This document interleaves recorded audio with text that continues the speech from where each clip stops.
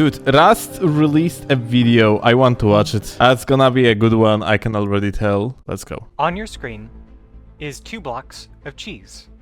One, gold, refined, delicate, probably a little smelly, but unmistakably beloved by all. The other, the Shamshir, otherwise known as Shamshir. Boring, meta, overpowered. Objectively, one of the best PvP weapons in the entire game, with more tournament wins than any other weapon in the last 4 years of the sweatiest gameplay you've ever seen.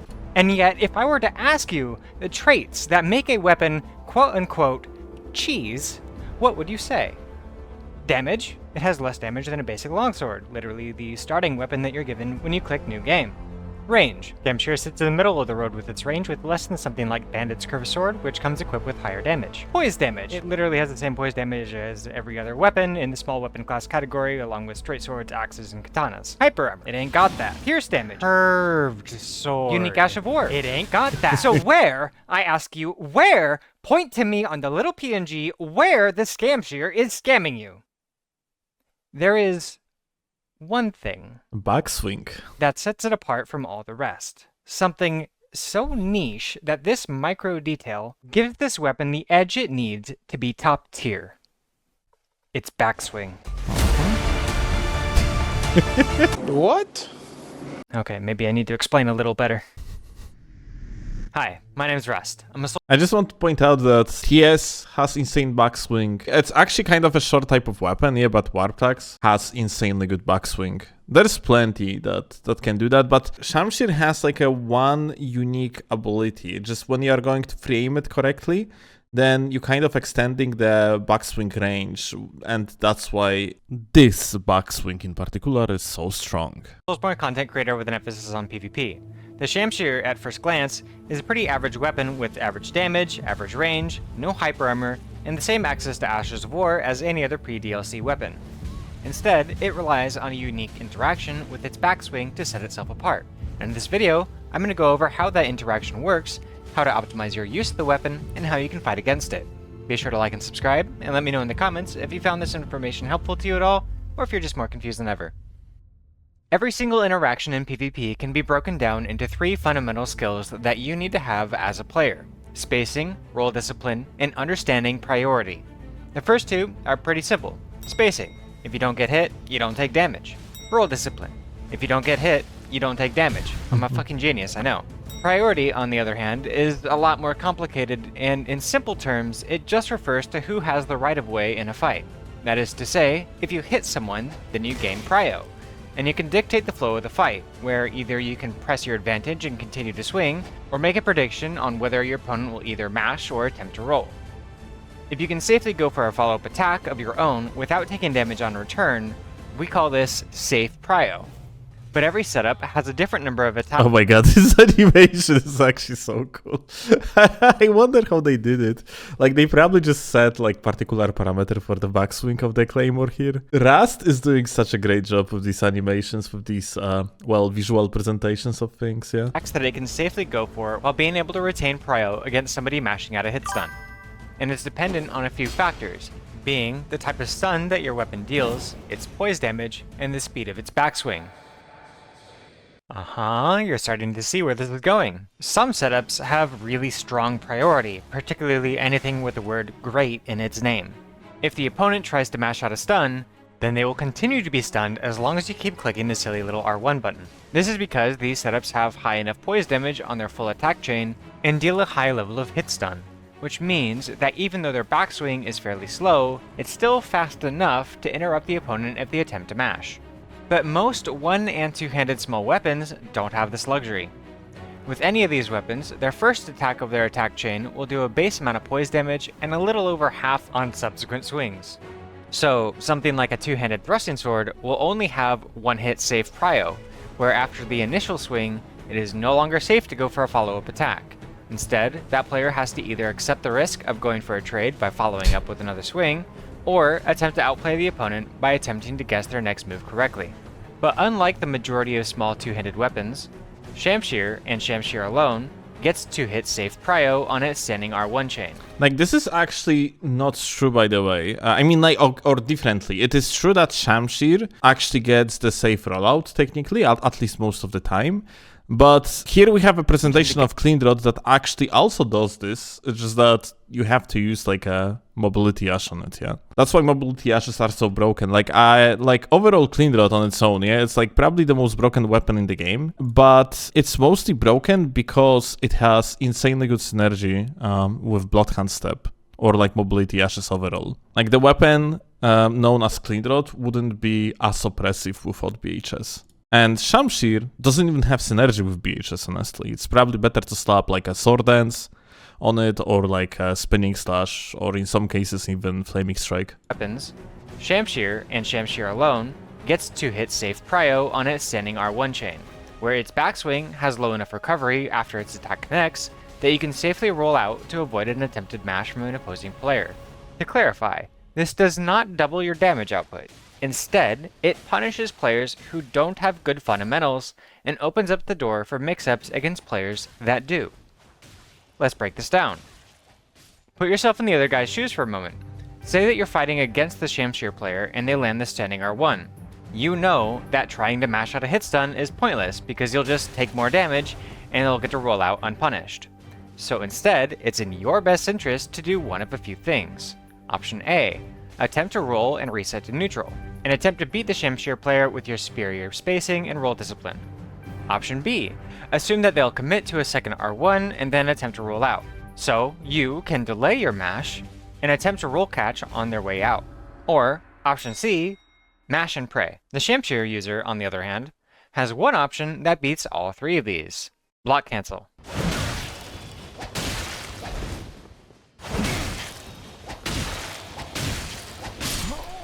If we take a look at the frame data of any weapon, there's various points in its animation of its attack where different actions are allowed, where blocking and rolling are really early in that animation and walking is usually last.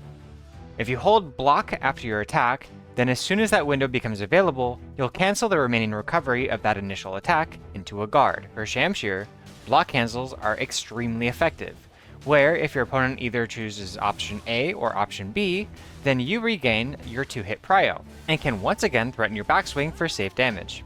If they choose option C and mashed, then the result would end up in a trade, meaning that the Shamshir user still guarantees some amount of damage at the cost of their prio.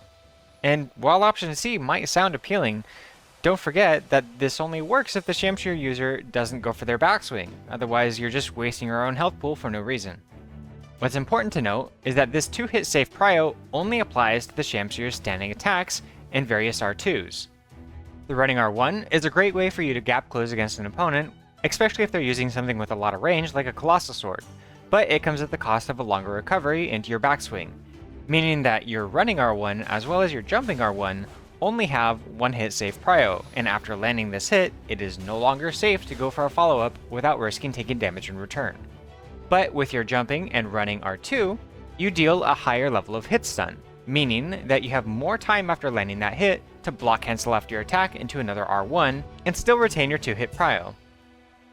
This makes these attacks extremely threatening, and if your opponent attempts to mash, then you can safely go for 3 consecutive attacks without taking damage in return. By the way, this is why on this weapon, Sword Dance is just technically like the best Ash you can have, because after running attack, in vast majority of cases, you remain in the priority if you are going to just simply click the Ash, yeah? Matter of fact, you can still fuck yourself over by missing, for example, yeah, that Ash, because let me actually show you. After the running attack, you can technically just follow up with the Ash of War, but there is a chance you're just gonna literally go through the target. Like, this Ash has that tendency that when you are actually nearby your target, you preferably want to rotate it to the left.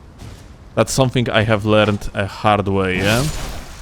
Because not free aiming your sword dance is just usually detrimental. Whereas free aiming is actually like absolutely goated because it gives you opportunity to just get away from the potential setup for the backstab against you if someone is going to predict that you're gonna use the sword dance. But yeah, this Ash suits this weapon so well. It's actually your source of hyper armor too. And of course, there's your crouch attack. While it was long disputed that Shamshir had a useless crouch attack, I'd beg to differ.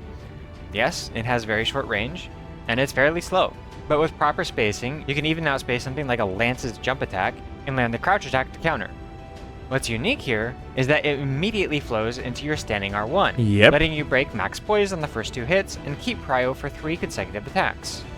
But this is only true if you free aim the last frame of the crouch attack and the first frame of the standing R1, making this an extremely high skill maneuver, but well worth the investment if you can pull it off. I mean, like, let's be honest, this crouch attack or roll attack is not good at all, but it still can be utilized. And, like, redeeming factor is indeed the fact you can actually keep the prio with the follow-up R1. Which, funnily enough, by the way, kind of off topic, but in Night Train, for whatever reason, they changed that, and after roll attack, you have this backswing instead of actually the first attack of the chain. Hyper Armor in general really puts a big dent in anything that the Shamshir can do. And if you, as a Hyper Armor enjoyer, are fighting against a Shamshir player and wondering why they're playing like a passive little bitch, I'm about to explain to you why. From neutral, if you, as the Shamshir player, are ever within range of a Hyper Armor user's attack, then it is unsafe to go for an attack of your own. This is because if they click their button anywhere within the time that you click yours, Hyper Armor. If you roll their first attack and they continue to click the button, Hyper Armor. If you outspace their attack and attempt to pressure them into a roll catch, Hyper Armor. In general, there's about a 10 frame window in between the attacks of most Hyper Armor setups in which you can even attempt to punish, meaning that you have to have already been outside of their range and started your counterattack before they finish their animation. With how difficult it is to establish prio against Hyper Armor, given the precision of time that you need in between their attacks, it's almost never worth trying to go for a roll catch, because if they mash, then you have to reset from neutral and do everything over again. You know what? I actually wonder if from the competitive perspective, it wouldn't be better for hyper armor weapons if they wouldn't have hyper armor. Let me actually explain. Look. So here we have a guy with the gags.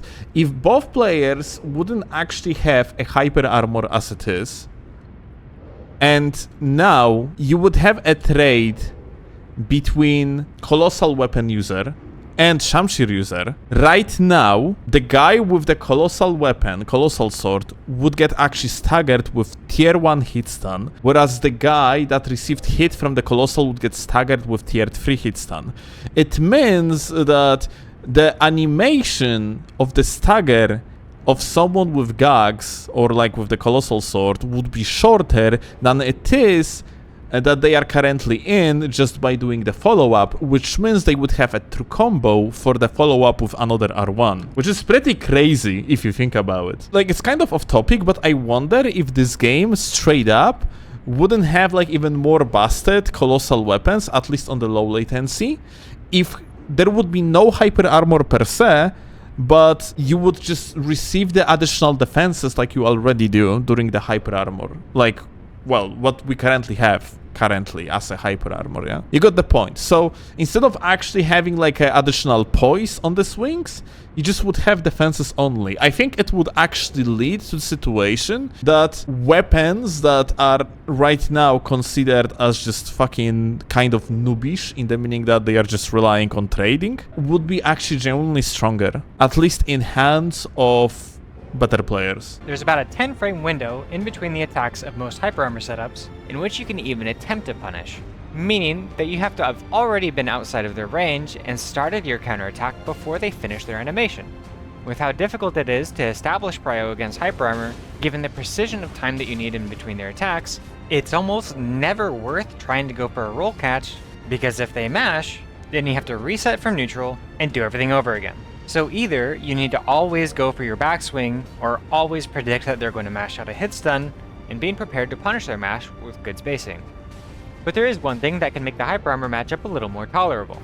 Spinning Slash comes as the default Ash of War in Shamshir and deals a And unfortunately, it doesn't work against Colossal Swords and Colossal Weapons if the user of Colossal Swords or Colossal Weapons has enough of passive poise themselves. In such case, Spinning Slash is not going to break the Hyper Armor. Yeah, like Spinning Slash makes it so that you have more agency in fights against Colossal Swords and Colossal Weapons, but not nearly as much if your opponent is running optimal build. ton of poise damage on the first hit of the Ash, being enough to break most Hyper Armor.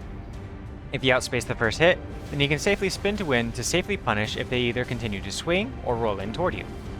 TLDR, the game plan against hyper armor is this: use good spacing, have good roll discipline, and understand your priority. Wow, it's just like that guy said in the Rust Bucket video. It's the 3 fundamentals. Yes, you're beginning to understand. If you have solid fundamentals, then the Shamshir is an amazing weapon.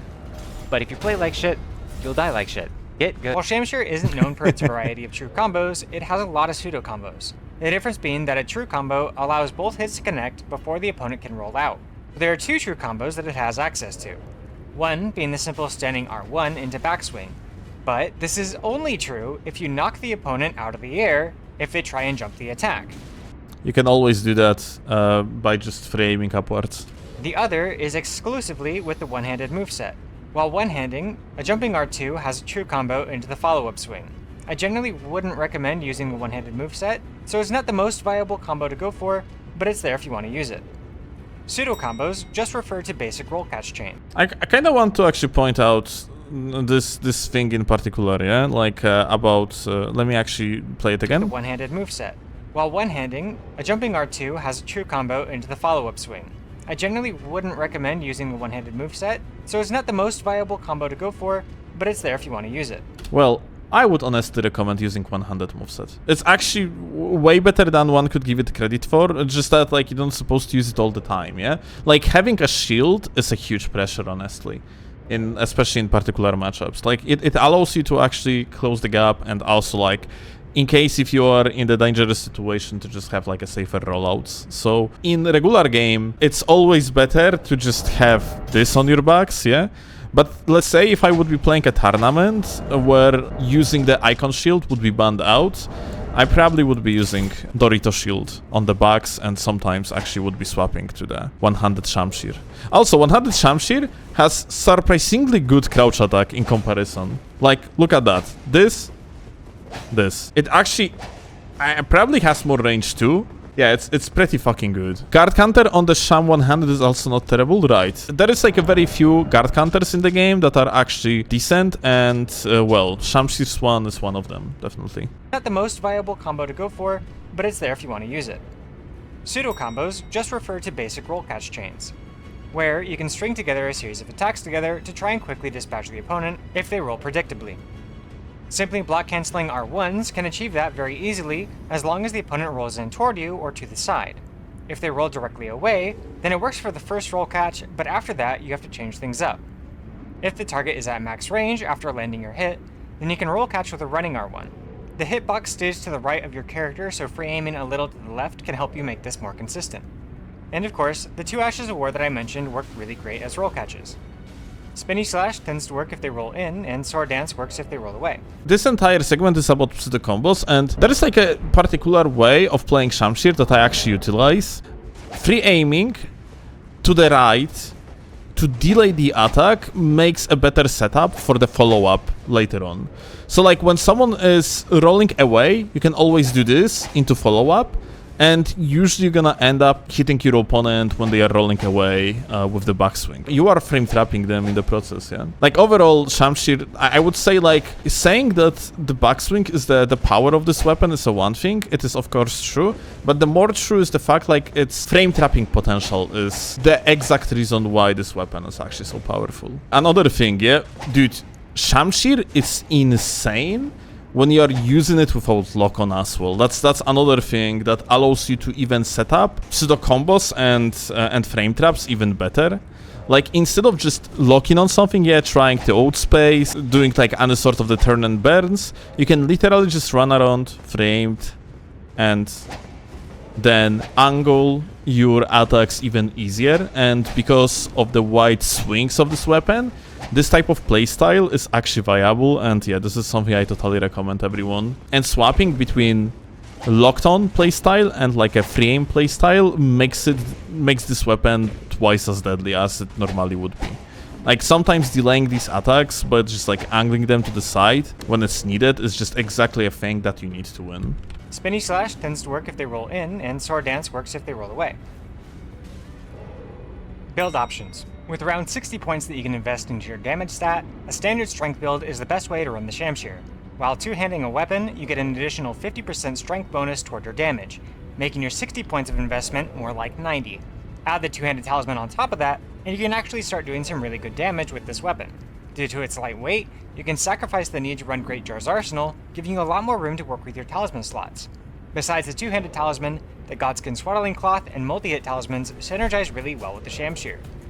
I really wouldn't say this synergizes that well with the Shamshir, honestly. Or, okay, so the cloth, yes. I would say this one, of course, yes, because this is basically a free heal. But these two, I would say that defensive options, like in form of the talismans, just would be better. I have feeling like if I'm playing, like, for example, power stance straight swords, then these two would actually make sense. But otherwise, I personally don't like these. I try to play these with Shamshir. I have feeling like you just do not apply enough successive damage points, because, like, this is how these talismans works. Like, you are basically gathering certain amount of points for, like, hitting your opponent, yeah? And you need, like, let's say, to proc this talisman... to proc like this talisman, let's say you need 32 points, yeah? And then if you're gonna hit R1, it means you gathered 8 points. Just I cannot... You gathered 8 points, yeah? And then, like, you hit the running R2, and that's going to gather you 12 points, yeah? If you're going to gather... This is, like, 20. If you're gonna, like, gather, like, additional 12 points, then the cloth tally is actually going to proc, yeah? And I have feeling like with Shamshir, you just do not have an ability to proc enough points to make these two talismans actually viable. Since your two-hit prio really enables you to get multiple hits every time that you engage with the opponent. For Ashes of War, there's really only two that I'd really recommend, being Spinning Slash to deal with opposing hyper armor, and Sword Dance. Sword Dance does a few things really well, particularly in a mirror match of Shamshir versus Shamshir. After you land the initial R1 and gain prio, you can go for Sword Dance to cover two paths that the opponent might take.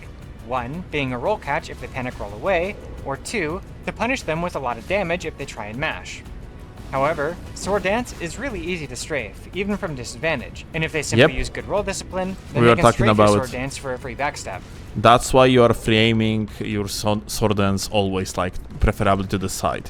Your hitbox, yeah, like on the Sword Dance, my running button just got stuck, GG. So, when you are going for the swing, yeah, this hitbox, if you're gonna look at it, yeah, it's kind of like a solid, it's really solid on Shamshir. So even if you're going to swing to the side in front of your opponent, you're most likely going to hit them. So you can do stuff that's going to allow you to actually hit your opponent, even though technically you are framing in the way, so you are not going straight forward at them. Like, for example, like here, yeah? You're still gonna hit the doggo. So now we've gone over how the Shamshir works, but how are you supposed to fight against it? Well, like I said before, get good. Elden Ring boils down to your three fundamentals: spacing, roll discipline, and understanding priority. The easy answer to this question is that you need to respect the backswing and not just mash blindly into it, especially for anyone with low poise. If you have low poise, then... I mean, let's make it clear. VHS Cleanrot always supposed to win this matchup. The only case when it wouldn't be, like, when you are going to be actually genuinely outplayed, yeah? So, like, here is the thing about Shamshir, yeah? Two things about Shamshir that are actually very true, yeah? First of all, this weapon doesn't have nearly as good neutral as some other options. Straight up, this going to have just better neutral. Setups like the Halax going to have better neutral. So in situation like this, like for example when you are playing Halax, the Shamshir user gonna have to just break the neutral in order to win. And Shamshir is also very good at breaking neutral because of its jumps R1, jumps R2, because like of, well, possibility to utilize Sword Dance and so on and so forth. So you absolutely can do that, yeah? But yeah, that's basically the thing, yeah? Like some matchups, like sometimes it's not only about playing better, like certain matchups by default are just technically, at least on paper, stronger than Shamshir and supposed to win. It's just that like a Shamshir is one of these weapons that player can always utilize to win anyway. Like technically if a Shamshir user is just gonna play better than you, then they can win, yeah? But it doesn't mean like this weapon is just overpowering everything. I would say actually like quite opposed. Like even, dude, even something like, I don't know, KGS, yeah? If you're gonna be playing poorly against KGS with Shamshir, then KGS is just going to out-damage you, out-hyper armor you, and just absolutely bully you to the oblivion, yeah? So like Shamshir on its own, it's highly, it's a weapon that highly scales with individual skill, and the only case when this weapon can be like good as a mashing weapon is just straight up like a mash weapon. It's when you're playing against bad players, yeah? You have to understand how to mash properly. Well, yeah, just don't mash. There is, however, 2 interactions in which it's actually viable, although maybe not necessarily optimal, but at least a decent option to mash out of hit stun against a Shamshir. The first time that I noticed this interaction was when I was watching a tournament with Slants, and he lost to Shamshir mirror despite winning more interactions in neutral than his opponent. In reviewing the VOD, he goes for backswing and rolls out. The opponent would then mash out a hit stun, and the backswing from the mash would always catch Slants on the way out, every single time. In testing, we found out that this interaction is 100% consistent between 50 and 180 milliseconds latency, meaning that it is a true frame trap. And if in a Shamshir mirror, you choose to go for your backswing, and the opponent mashes, then you're guaranteed to take damage from either the first swing if you delay your roll, or the second swing if you roll immediately. We tested this with a number of other setups, and the other one that accomplished the same thing was the offhand hand axe, which consistently caught the rollout every single time. But even more interesting, with the hand axe specifically, if the Shamshir player attempts to block cancel, and you mash, the hand axe will come out too fast for them to force a trade, meaning that you get priority. Obviously, this can still be outplayed if the Shamshir player just outspaces the mash and punishes it the same way they would do against a hyper armor player. But it removes one of the best features that the Shamshir offers in its 2-hit safe prio. So if you're not mashing, then what are you supposed to do instead? You're rolling to avoid the hit, which means not panic Zdrowie, kochanie. rolling, and even more important, you're rolling to avoid the hit, which means not panic rolling, and even more importantly, don't roll in. Rolling in against Shamshir is a death sentence for more than one reason. As I've said before, the first swing of the attack chain does full poise damage, and subsequent swings do 88. If you roll in against the second swing and get phantom hit, then even though you're not taking damage to your health, you're still taking the poise damage. Which, this is actually something that, I'm not sure if I agree with this argument, because restoring your poise damage is as simple as just clicking the button of something that has like hyper armor. You do that and you have like your poise back, essentially. And if they then swing again, then the third hit will break your poise. This is particularly problematic with corner pressure. Not really something that you have to worry about in the arena, but if you're playing on ranked ladder, all of the arenas are designed to encourage corner pressure, where if you get caught in a tight spot against Shamshir, then you're probably getting clipped on your way out. There's a bit of a blind spot if you roll diagonally to the left to try and get past the hitbox, but this is easily countered by simply unlocking and free aiming the backswing, and if they do, then it's pretty much a guaranteed roll catch. So, once again, don't roll in. There are... I actually, honestly, roll-ins are underestimated, I have feeling like. Let's assume situation that you're playing against Shamshir, Wolf is the Shamshir user, yeah?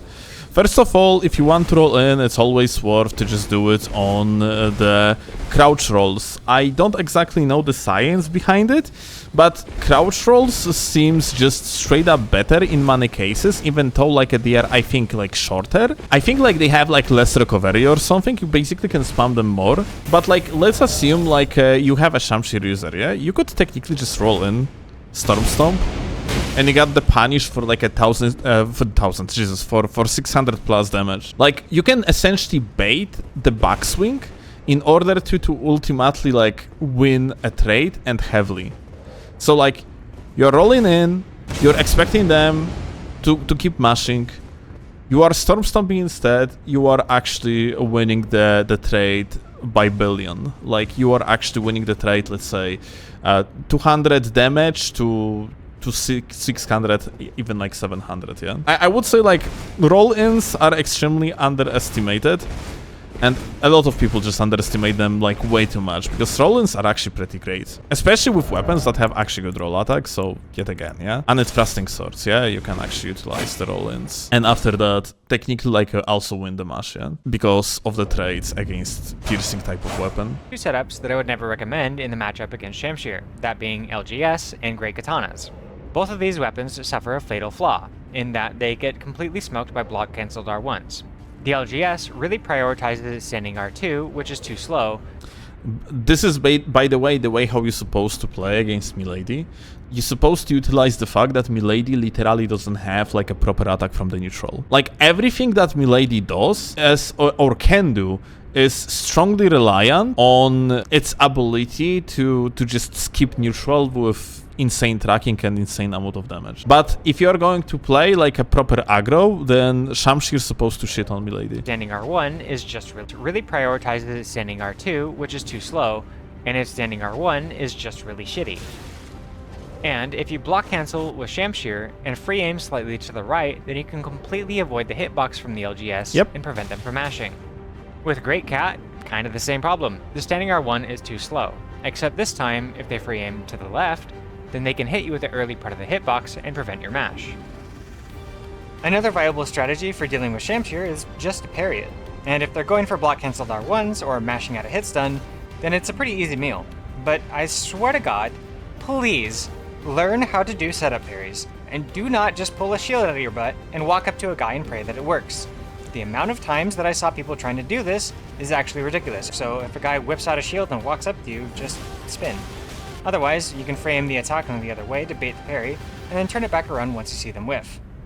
But there's something more important than matchups and prio and all this frame data nonsense. Cheese. What is cheese? Bold, fragrant, rich. But it's also anything that subverts the need to exercise good fundamentals.